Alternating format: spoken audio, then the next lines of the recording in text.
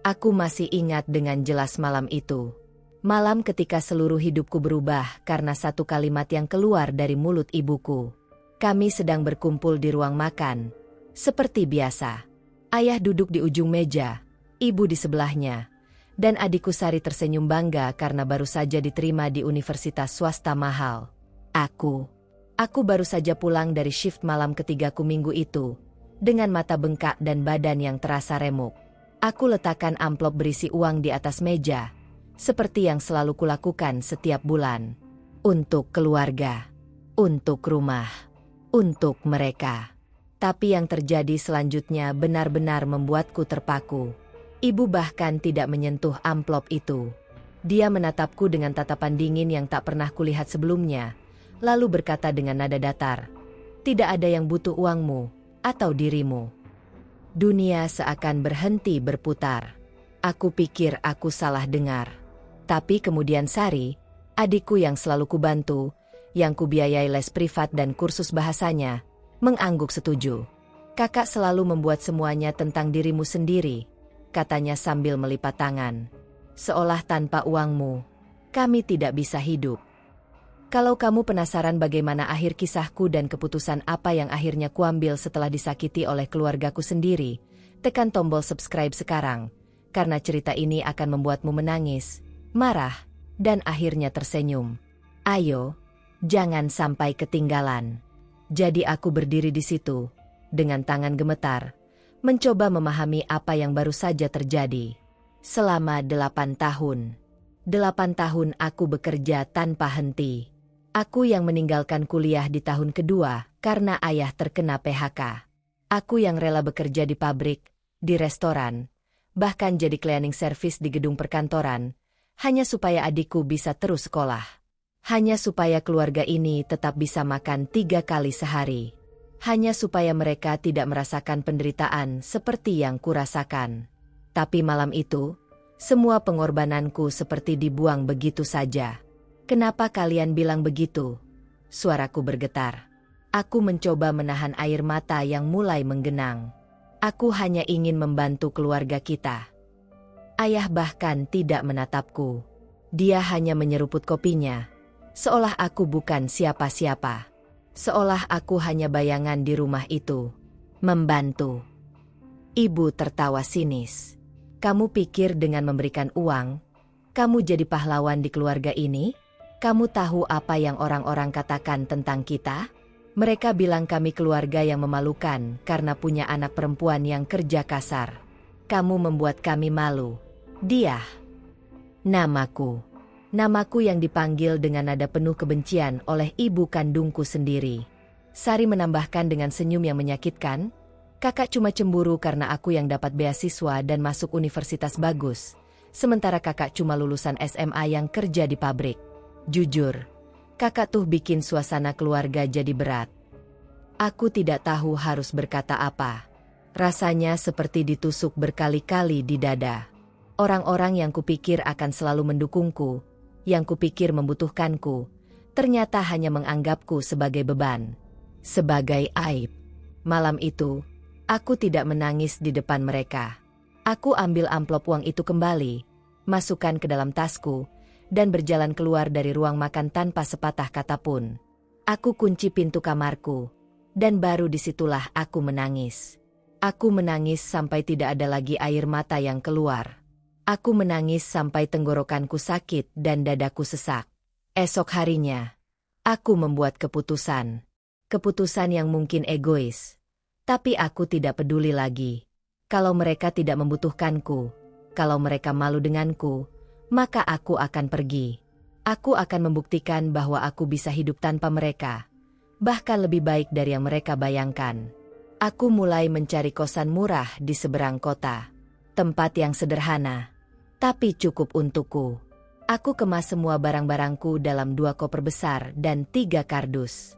Tidak banyak memang, karena selama ini aku jarang membeli sesuatu untuk diriku sendiri. Semua uangku selalu untuk keluarga. Pagi itu, ketika aku menyeret koperku keluar kamar, ibu hanya menatapku dari dapur. Tidak ada pertanyaan, tidak ada perhatian, hanya tatapan datar.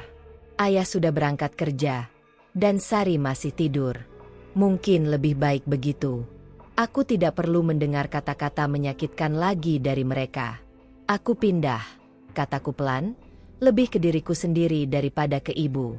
Terima kasih untuk semuanya. Ibu hanya mengangguk, lalu kembali fokus pada kopinya. Dan seperti itu, aku pergi. Aku tutup pintu rumah itu untuk terakhir kalinya, dan melangkah ke kehidupan yang baru. Kehidupan yang aku ciptakan sendiri, tanpa bergantung pada siapapun. Bulan pertama sangat berat. Aku harus mengatur semua kebutuhanku sendiri. Bayar kosan, makan, transportasi, semuanya dari gajiku yang pas-pasan. Tapi anehnya, aku merasa lebih ringan. Tidak ada lagi beban moral untuk mengirim uang ke rumah. Tidak ada lagi perasaan bersalah ketika aku membeli sesuatu untuk diriku sendiri. Aku mulai menabung. Pelan tapi pasti. Aku juga mulai belajar lagi. Aku ambil kursus online tentang desain grafis.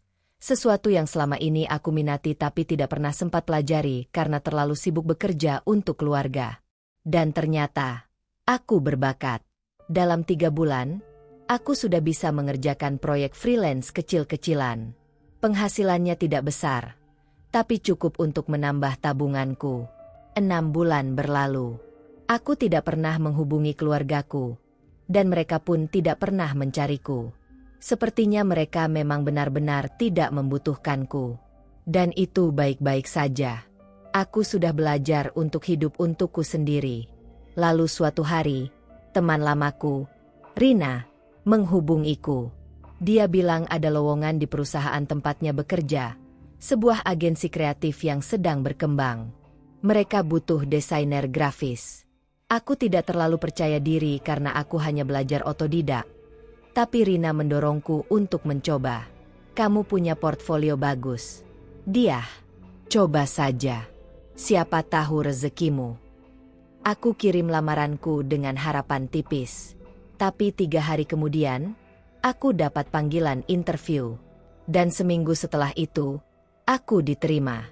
Gajinya 3 kali lipat dari gajiku di pabrik. Aku bahkan tidak percaya ketika melihat angka di surat kontrak itu. Dan ini baru permulaan dari perjalananku.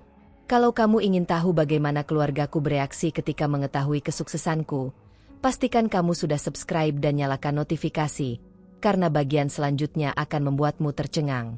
Jangan sampai ketinggalan. Hidupku berubah drastis setelah itu. Aku pindah ke apartemen yang lebih layak. Aku bisa membeli pakaian baru, makan di restoran yang selama ini hanya bisa kulihat dari luar, bahkan traveling ke beberapa kota. Tapi yang paling penting, aku bahagia. Aku bahagia karena aku melakukan semua ini untuk diriku sendiri. Setahun kemudian, aku sudah menjadi senior desainer di perusahaan itu.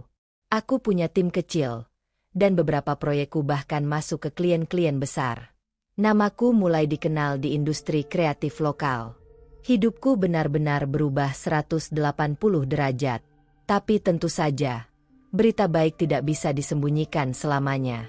Suatu sore, aku sedang meeting dengan klien di sebuah kafe mewah di pusat kota, ketika aku melihat seseorang yang sangat kukenal. Sari, adikku. Dia berjalan masuk bersama teman-temannya, tertawa riang. Aku mencoba mengabaikannya dan fokus pada pekerjaanku, tapi matanya menangkapku. Ekspresinya berubah. Dari riang menjadi terkejut, lalu menjadi iri. Aku tidak yakin. Setelah meeting selesai, aku bersiap untuk pergi, tapi Sari menghampiriku. Kakak. Dia? Suaranya ragu-ragu. Itu benar kakak. Aku tersenyum tipis. Hai, Sari. Dia menatapku dari atas ke bawah, memperhatikan pakaianku yang rapi, tas branded yang baru kubeli bulan lalu, dan laptop mahal di tanganku. Kakak kerja apa sekarang? Desainer grafis. Di agensi kreatif. Jawabku singkat. Oh. Dia terlihat canggung. Aku tidak tahu kakak sudah sukses begini. Aku hanya mengangguk. Tidak ada yang perlu kujelaskan padanya. Hidupku sekarang bukan urusan mereka lagi. Ibu dan ayah, mereka. Sari berhenti sebentar. Mereka kadang nanya tentang kakak. Aku tersenyum getir. Oh ya? Padahal dulu mereka bilang tidak butuh aku. Sari terlihat tidak nyaman. Maaf, Kak. Soal waktu itu, aku. Sudahlah, potongku. Itu sudah berlalu. Aku harus pergi. Senang bertemu denganmu. Aku tidak memberinya kesempatan untuk melanjutkan. Aku tinggalkan dia di situ dan berjalan keluar kafe. Aku tidak marah. Aku hanya acuh. Mereka sudah bukan bagian penting dari hidupku lagi. Tapi sepertinya pertemuan itu memicu sesuatu. Karena seminggu kemudian, ibuku meneleponku. Untuk pertama kalinya dalam setahun lebih. Dia, ini ibu. Suaranya sama seperti dulu. Datar, tanpa kehangatan. Ya, Bu. Ada apa? Kenapa kamu tidak pernah pulang? Tidak pernah kabari ibu. Aku hampir tertawa mendengarnya. Bukankah ibu yang bilang tidak butuh aku? Hening sejenak. Ibu cuma mau bilang, kalau kamu sekarang sudah punya penghasilan bagus, harusnya kamu ingat keluarga. Sari sekarang susah cari kerja. Nilai IPK-nya jelek. Dia butuh bantuan. Jadi itu alasannya. Bukan karena mereka merindukanku. Bukan karena mereka peduli. Tapi karena mereka butuh uang. Maaf, Bu. Aku tidak bisa bantu. Aku punya kebutuhan sendiri. Dia, kamu ini gimana sih? Sudah berapa banyak ibu dan ayah besarkan kamu, sekolahkan kamu. Sampai SMA, Bu, potongku tenang. Setelah itu, aku yang biayai keluarga kita selama 8 tahun. Dan apa yang aku dapat? Dihina, dipermalukan. Jadi maaf kalau sekarang aku pilih untuk hidup untuk diriku sendiri. Kamu egois. Dia, dasar anak durhaka. Aku tutup teleponnya. Tanganku sedikit gemetar. Tapi aku tahu aku sudah membuat keputusan yang benar. Aku tidak akan kembali ke lingkaran toksik itu lagi. Bulan-bulan berikutnya, mereka mencoba menghubungiku berkali-kali. Ayah bahkan datang ke kantorku. Tapi aku minta security untuk tidak membiarkannya masuk. Aku tahu kedengarannya kejam. Tapi aku harus melindungi ketenangan batinku. Aku sudah terlalu lama hidup untuk orang lain. Sekarang, saatnya aku hidup untuk diriku sendiri. 2 tahun berlalu. Karierku terus menanjak. Aku bahkan sempat ditawari posisi creative director di perusahaan lain dengan gaji yang fantastis. Hidupku stabil. Aku punya circle pertemanan yang suportif. Dan yang terpenting, aku bahagia. Suatu hari, aku dapat kabar dari sepupuku bahwa ayah sakit keras. Diabetesnya kambuh parah dan harus dirawat di rumah sakit. Keluargaku kehabisan biaya. Mereka sudah menjual beberapa barang berharga, tapi tetap tidak cukup. Dan tentu saja, mereka memintaku untuk membantu. Aku tidak langsung menolak. Aku duduk sendirian di apartemenku malam itu, memikirkan semuanya. Apakah aku harus membantu orang-orang yang sudah menyakitiku? Orang-orang yang meremehkanku dan membuangku ketika mereka merasa tidak membutuhkanku lagi? Tapi kemudian aku ingat, meskipun mereka sudah menyakitiku, mereka tetap keluargaku. Dan aku bukan seperti mereka. Aku tidak akan menjadi orang yang dingin dan kejam. Jadi aku putuskan untuk membantu. Tapi dengan syarat. Aku bayar semua biaya rumah sakit ayah. Aku pastikan dia mendapat perawatan terbaik. Tapi aku datang ke rumah sakit bukan untuk disambut dengan pelukan atau terima kasih. Aku datang dengan sebuah pernyataan tegas. Ini terakhir kalinya aku membantu, kataku pada ibu dan Sari yang berdiri di samping ranjang ayah. Setelah ini, kalian harus belajar mandiri. Jangan pernah hubungi aku lagi kalau cuma butuh uang. Ibu menangis. Dia minta maaf berkali-kali. Sari juga ikut menangis. Bilang dia menyesal sudah memperlakukanku dengan buruk dulu. Bahkan ayah, yang terbaring lemah di ranjang, menatapku dengan mata berkaca-kaca. Tapi aku tahu, semua itu bukan karena mereka benar-benar menyesal. Mereka hanya merasa bersalah karena sekarang mereka yang butuh aku. Aku tidak marah. Aku hanya belajar untuk tidak lagi mengharapkan sesuatu dari mereka. Dan kalau kamu bertanya, apakah aku akhirnya memaafkan mereka sepenuhnya? Apakah aku kembali ke keluargaku? Tetap tonton sampai akhir. Dan jangan lupa like video ini kalau kamu merasa relate dengan perjuanganku. Kamu tidak sendiri. Setelah ayah keluar dari rumah sakit, aku tetap menjaga jarak. Aku kirim uang untuk obat-obatan dan kebutuhan bulanan mereka. Tapi aku tidak pernah datang lagi. Aku tidak ikut gathering keluarga. Tidak ikut perayaan apapun. Bukan karena aku dendam, tapi karena aku sudah menemukan kedamaianku sendiri. Dan aku tidak ingin itu terganggu. Sari akhirnya dapat pekerjaan setelah berkali-kali gagal interview. Penghasilannya tidak sebesar punyaku, tapi cukup untuk membantunya hidup mandiri. Dia sesekali mengirimkan pesan, bilang terima kasih dan minta maaf. Aku selalu balas singkat. Aku tidak menutup pintu sepenuhnya, tapi aku juga tidak membukanya lebar-lebar. Ibu dan ayah mulai belajar hidup sederhana. Mereka tidak lagi punya gaya hidup yang tinggi seperti dulu. Tapi setidaknya, mereka belajar menghargai apa yang mereka punya. Dan mungkin, itu yang mereka butuhkan sejak awal. Aku melanjutkan hidupku. Aku beli rumah kecil yang nyaman di pinggiran kota. Aku adopsi seekor kucing lucu yang jadi teman setia di hari-hari sibukku. Aku traveling ke tempat-tempat yang selama ini hanya bisa kubayangkan. Dan yang terpenting, aku hidup dengan kepalaku tegak, tanpa beban masa lalu yang menyeretku ke bawah. Kadang orang bertanya, apa kamu tidak merasa bersalah meninggalkan keluargamu?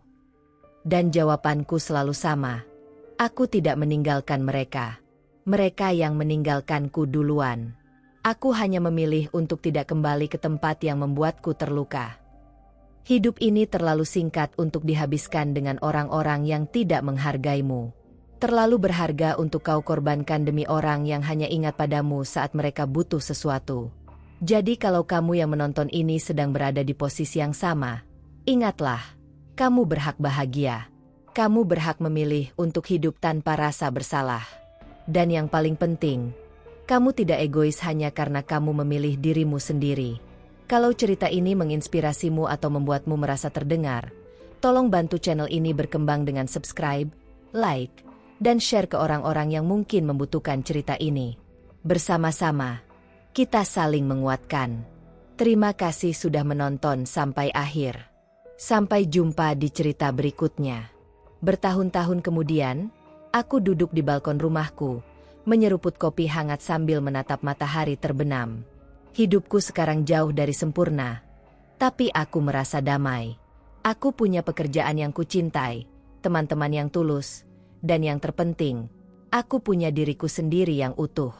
Tidak lagi terpecah-pecah karena mencoba menyenangkan orang lain. Tidak lagi merasa bersalah karena memilih kebahagiaanku sendiri.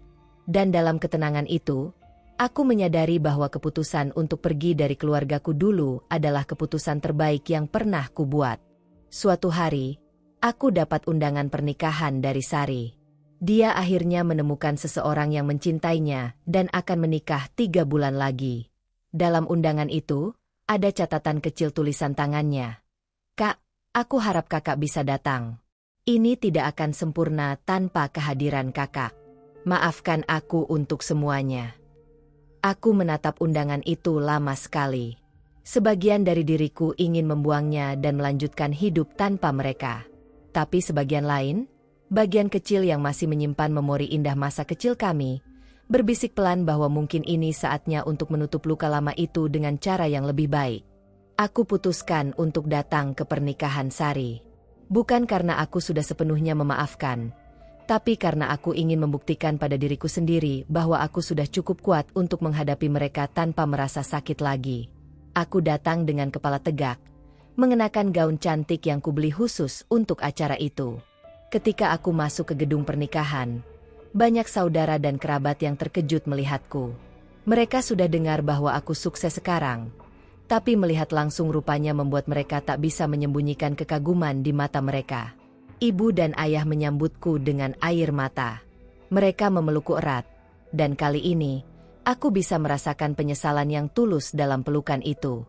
Terima kasih sudah datang, Dia, bisik ibu. Terima kasih sudah tidak meninggalkan kami sepenuhnya.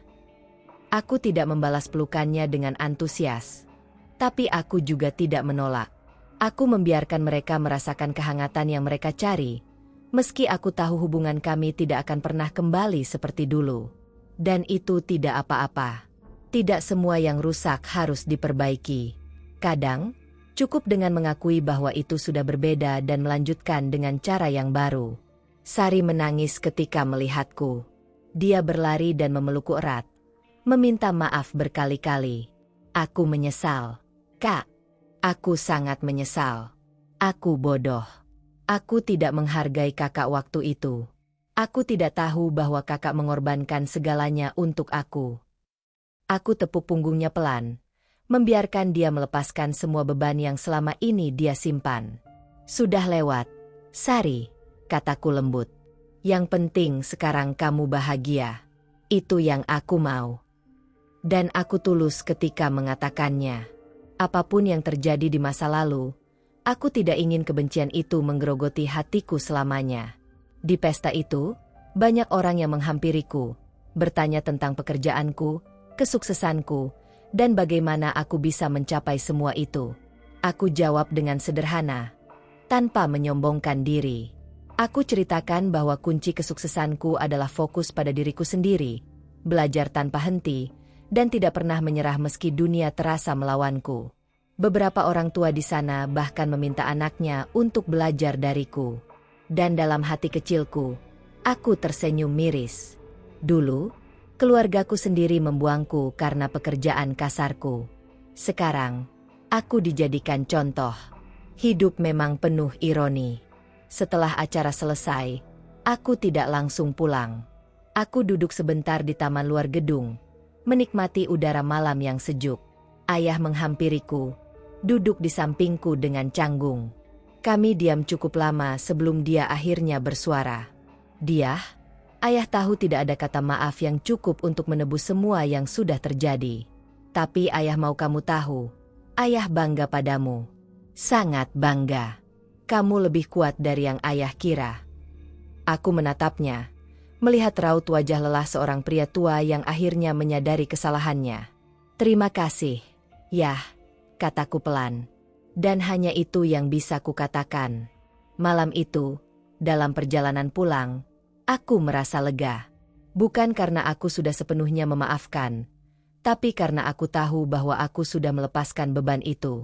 Aku tidak lagi membenci mereka, tapi aku juga tidak akan kembali menjadi orang yang dulu, yang rela mengorbankan segalanya tanpa dihargai. Aku sudah berevolusi menjadi versi yang lebih baik dari diriku. Versi yang tahu kapan harus memberi dan kapan harus menjaga batasan. Dan itu adalah pelajaran paling berharga yang pernah aku pelajari dari rasa sakit itu.